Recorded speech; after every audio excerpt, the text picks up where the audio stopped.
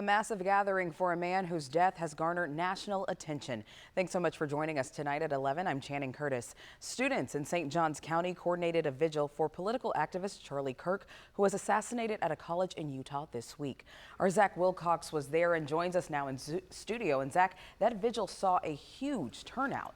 Yeah, Channing, I climbed up on one of the buildings. There was a staircase next to it just to try and get more of a bird's eye view. And even that, I don't know if it captured the full size of this thing. Hundreds, if not thousands of folks who were out there.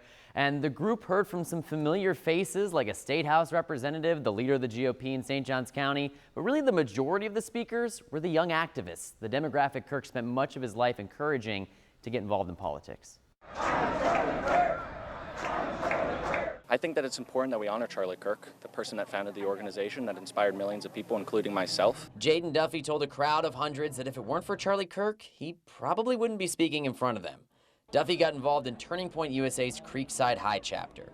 Kirk founded Turning Point USA in 2012 as a place for young conservatives to get involved in politics. Typically, young people get left out of the equation. It's extremely important that we not only provide an example for the other students, but also live up to his legacy as someone that would go to young people. The Turning Point chapters at Creekside High, St. Augustine High, Jacksonville University, and the University of North Florida coordinated the vigil for Kirk, who was killed while speaking with students in Utah. While the young activists had the spotlight, the crowd was a mix of all ages who felt compelled to honor Kirk. A week ago, the only thing I knew about Charlie Kirk was that he was a conservative commentator, but after the tragedy that happened, I just wanted to come out and support his legacy and support what he stood for.